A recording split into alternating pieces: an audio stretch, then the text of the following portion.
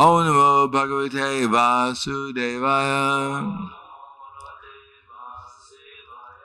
Srimad Bhagavatam, Canto 7. The Lord slays the king of the demons, text number 18. Sa sattvam evam parito vipashan. Sa sattva enam parito vipashan. Stambasya madhyad anu nirjanahanam.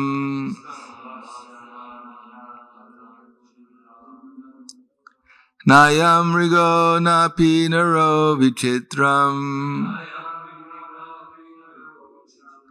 Aho kim etad nri mrigendra rupam.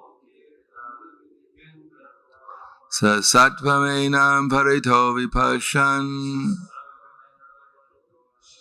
Sambasya madhyad anu nirjana janam.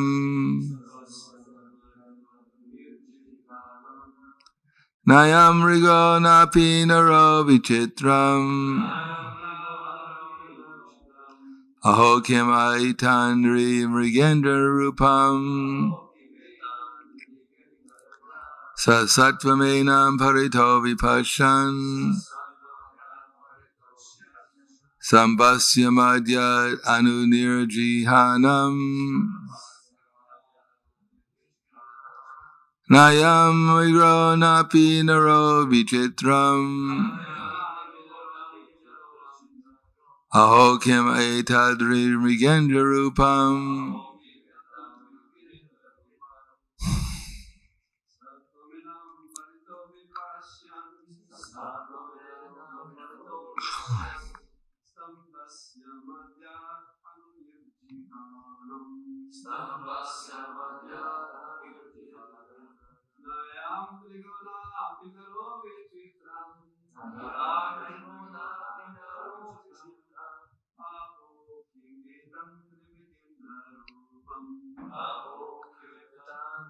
Rupam Nanmayudam parito vipashan. Sambasya madhya anu nirjihanam. Nayam rigo napi naro vichitram. Aho kim etadri mrigendra rupam. Tommy? Sa sattvaenam parito vipashan. Sambasya samadhyad anu nirjihanam. Amrigo napi vidnaro vichitram. Aho kim etanri mrigendra rupam. Saha he Hiranyakashipu, the king of the Daityas. Sattvam, living being. Enam, that. Paritaha, all around. Vipashan, looking.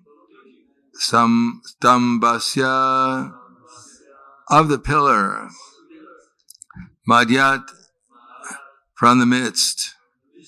Anu nirjihanam, having come out. Na, not. I am this. Mriga, animal. Na, not. Api, indeed. Naraha, human being. Vichitram, very wonderful. Aho, alas. Kim, what? Etat, this. Nri mriga indra rupam, the form of both a man and the king of the beasts, lion.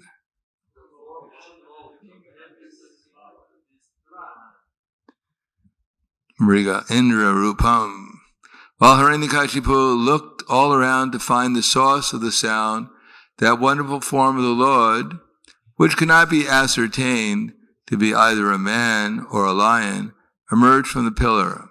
In amazement, Hiranyakashipu wondered, what is this creature that is half man, half lion?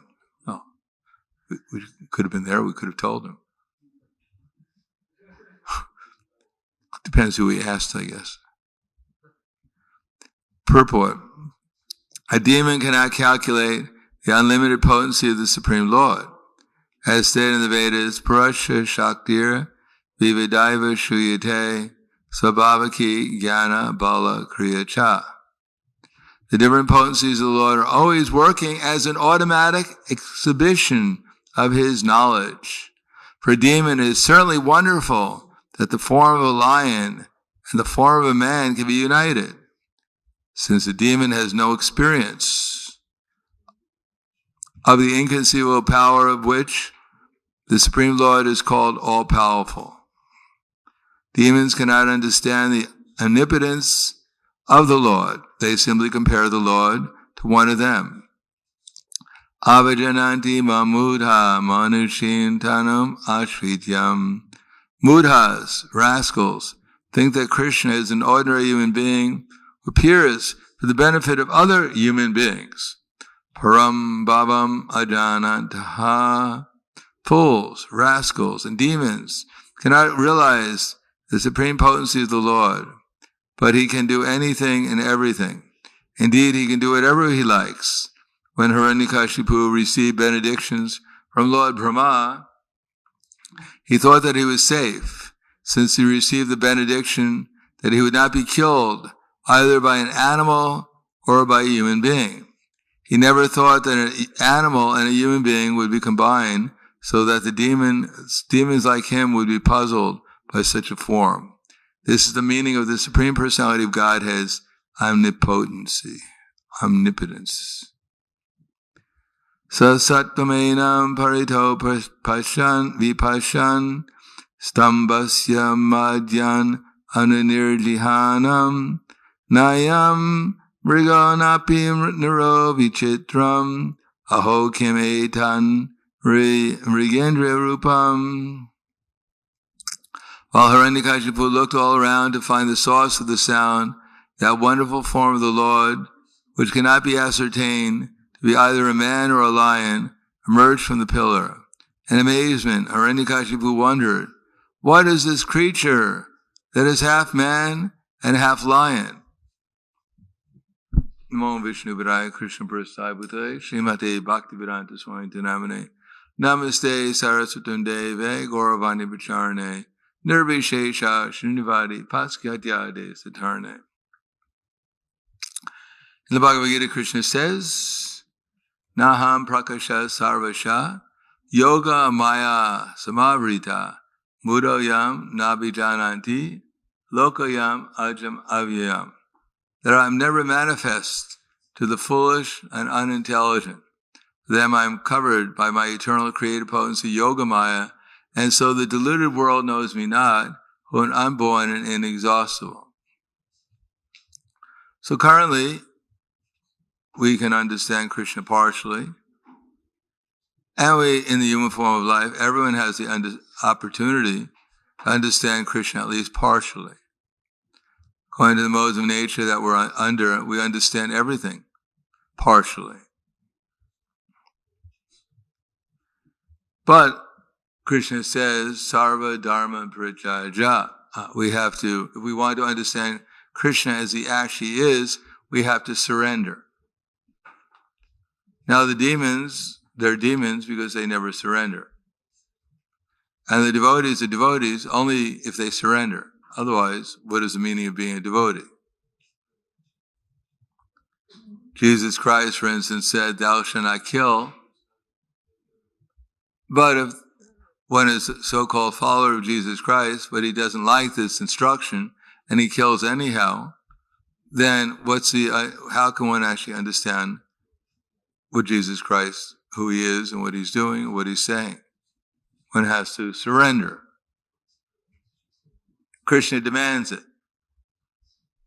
Otherwise, Krishna says that I'm never manifested the foolish and unintelligent. If we don't surrender, then Krishna won't reveal himself to us. Didami buddhi yogam tam. That surrender begins with understanding how great Krishna is, that he's Bhagavan. Now, we can't understand what Bhagavan means because it's beyond our capacity. We have no ability to perceive unlimited beauty, unlimited wealth, unlimited strength, unlimited fame, unlimited renunciation. We have just an opportunity to understand something about what knowledge is. Now, we can't understand the unlimited depth of Krishna's knowledge, but we can get a little bit of that, a little understanding, by reading Bhagavad Gita. Therefore, Krishna says, I am the most powerful, I'm the most beautiful, I'm the most everything. And then he says, Machita machkata prana, bodhyantash parashparam, gatayantas pramam nityam, tushanti cha ramanti cha. That the thoughts of my pure devotees, they dwell in me. Their lives are surrendered to me, and they derive great satisfaction and bliss by enlightening one another and conversing about me. So to understand Krishna, we have to hear about Krishna from those who at least know as much as we do, or at least are repeating the message of those who know Krishna, or Krishna's own words. So we have to learn how to hear. It's that simple, it's not simple, but we have to learn how to hear from authorized persons, and then we can, Krishna says, we can experience two things. If we're not experiencing one of those two things, we're not listening very carefully.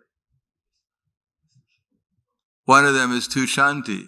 If we're not feeling satisfied, if we're not getting some enlightenment, some direction in life, something that which encourages us, that we know where to go and how to go, and why we're going there, so that we're ultimately getting a perfection of life. That's called tushanti. We're satisfied that I've gained something that will make my life better, spiritual life better. And ramanti, those who are actually situated in the spiritual platform, when they hear about Krishna, they experience Krishna directly. They're actually in ecstasy of love of God. That's called ramanti. In any case, whether one is a neophyte or a more advanced devotee, tesham sadatam yuktanam bhajantam priti purvakam dadami buddhi yogam tam yena mam upayanti te. So Krishna's first installment is to help us understand what he's saying.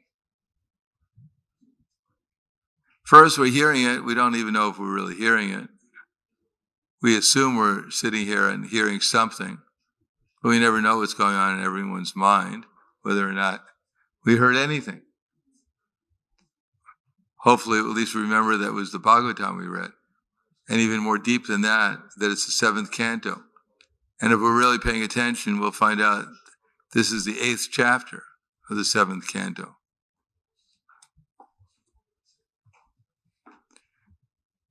And it's entitled, The Lord Slays the King of the Demons. We can't expect more than that.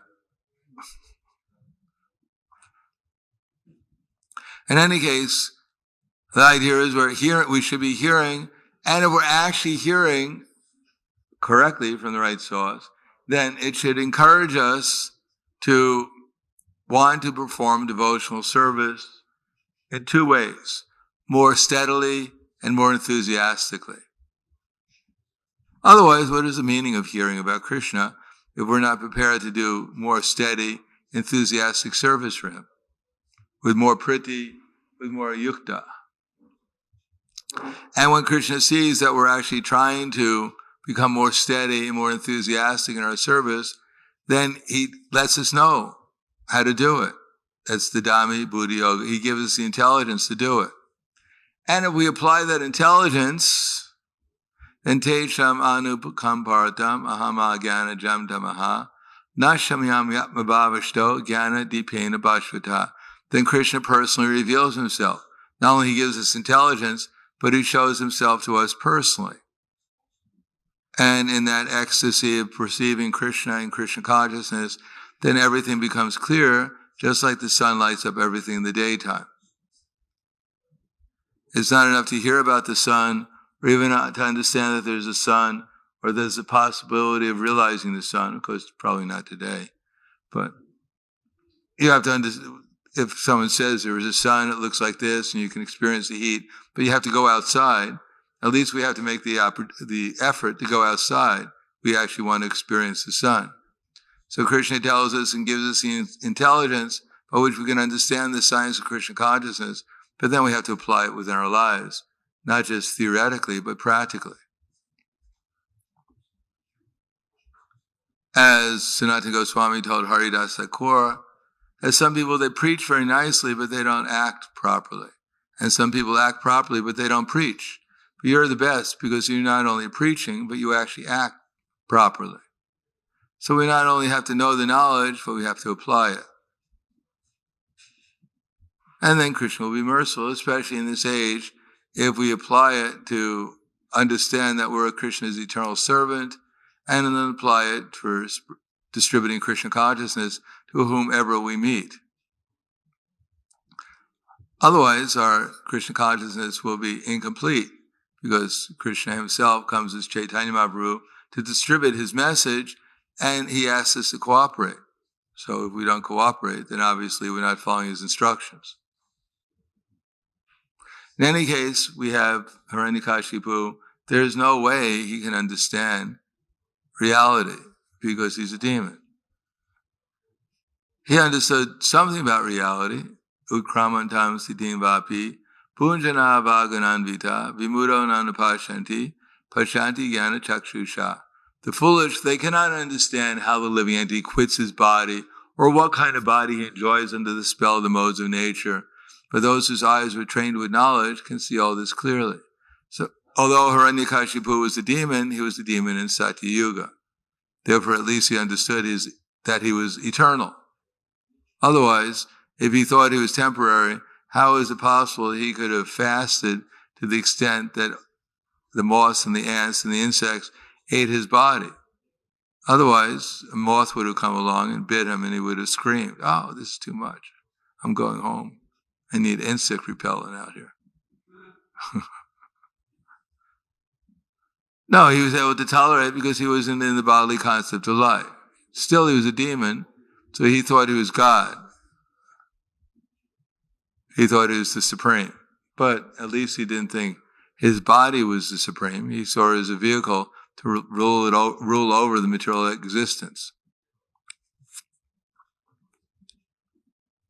So at least the demons in Satya Yuga, they had more intelligence than the current demons, who are completely in the material conception of life.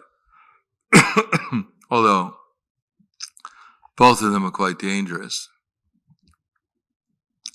Therefore Krishna says, Yatanto yoginas chayanam, yatanto yakritatmano,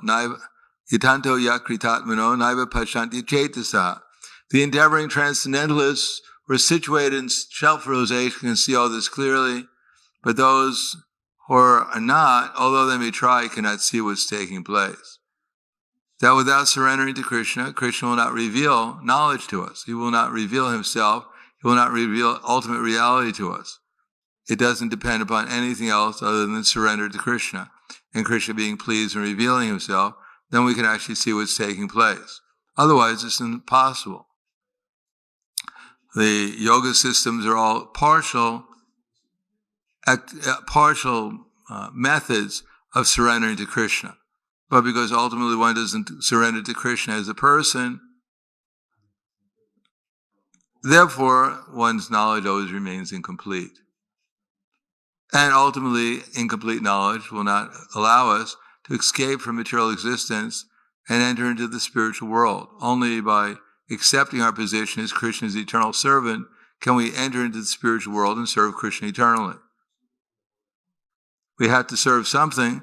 If we don't serve Krishna, then we have to serve the material entity. Servants we are. Servants will eternally remain. The only question is, who do we want to serve? Now, Hiranyakashipu, like everyone else in the material world, only wanted to serve his senses. So he's not alone. Anyone in the material world who has no other objective than to serve his senses is exactly like Hiranyakashipu. He just had a better opportunity to do it, but still he was not satisfied. And ultimately he had the good fortune of meeting Krishna face to face, although he did so in ignorance, because he couldn't even accept Krishna when he appeared before him. Therefore he had to leave his body and came back as Ravana. And Ravana was killed again, wouldn't accept Krishna as God, and therefore he came back as Shishupal. Finally, Shishupal got the message, 3 strikes and you're out. So he was out of the material world. And he came back as Madhai, Jagai actually. And then became an opportunity to go back as a gatekeeper in Vaikuntha. So he was fortunate. He took 3 births as a demon. So we should try to become so fortunate. We've taken many, many births as demons. Much more than 3. Therefore, we should try to end our demoniac tendency so we don't have to take birth again and be killed either directly by Krishna or indirectly by his illusory energy. Hiranyakashipu had the fortune of being killed directly by Krishna. We have this misfortune being killed by his illusory energy, his material energy. Death is there. He had to change his body, and we have to change our bodies too. So the only solution is to surrender to Krishna. So I'll stop there. Thank you. Any questions, comments?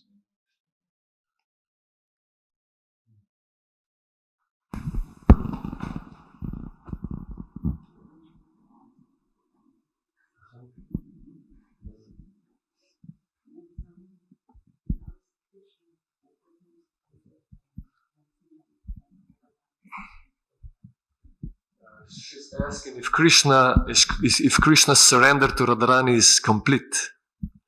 Complete? If No, it's eternally going on. It's never complete. Nikad se, jer je to uvijek se nije nikad potpuno, jer je to Krishna is always increasing his surrender. Jer stalno se povećuje. Radharani is also increasing her surrender. I Radharani isto tako povećuje stalno svoje predanost Krishna. So we have to increase our surrender too. I mi trebamo da povećamo naše. Rishab? Or you have to wait for the baton to be passed. Is Krishna's planet Goloka Vrindavan unlimited in its size, or does it have any particular size? It's bigger than a bread box. How big is it? I mean, it's beyond our conception. There's no actually limit. It's not that it gets overcrowded and Krishna has to rent another apartment. It's unlimited. Well, just like we're also, where are we? Where is the soul? Although it's in 1/10,000th the size of Tipura size, can pervade the entire body. If you're Brahma, you can probably pervade the universe with your consciousness. So there's even a little tiny soul practically has no limit, what to speak of God in his abode. Yes, did you have a question? Maharaj, you said that if we are hearing from authorities, we should hear from authorities.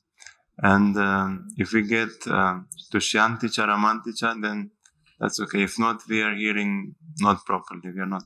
Well, we should at least remember what we hear so we can understand, so we can think about it. I wanted to ask one question because there are some devotees, when there is some certain speaker they like to hear, and then someone else, and they may both be proper authorities, but they don't want to hear. They say, I don't feel... Most souls don't want to surrender. They want to hear things that make them happy. They flatter them. When they hear something which is going to challenge them, challenge their surrender, they don't like that. It's uncomfortable for them. They want to feel like they're well situated already. They don't need anything else. They have everything covered. And if worse comes to worse and they leave their body, at least they're going to go to the heavenly planets. Need a few nice apsaras there, etc. So they're not worried about anything. Anything else? Okay, thank you very much. Is there another question? No, поможете ви. You can do it, Maharaj. She's asking if Krishna he manifested this universe just for his satisfaction, or what's this? Why is this? Yeah, is this all just for Krishna's pleasure, or what's this going on? No, for your pleasure.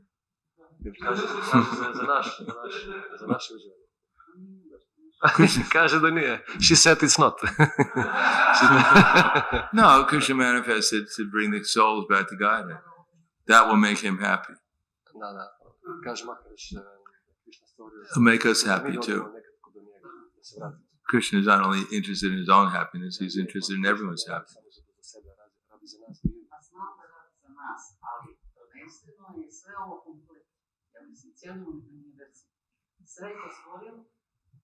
za svoje zadovoljstvo. A onda tek, jer nismo ovdje bez razloga, nismo dobro htjeli. Moramo se pročistiti da bi došli do blizu njegovog zadovoljstva. Ne znamo dobro različiti.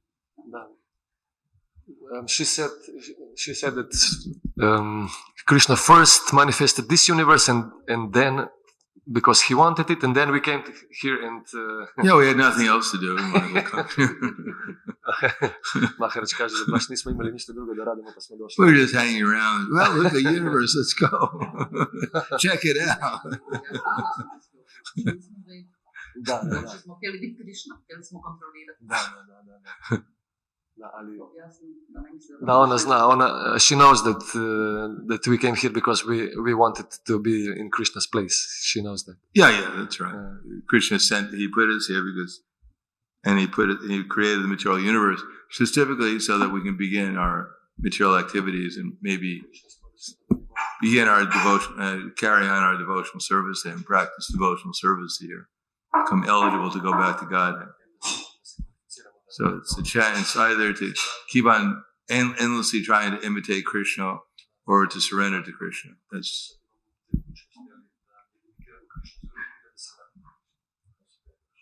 all right. Thank you very much. Kantaraj Srimad Bhagavatam Ki Jai.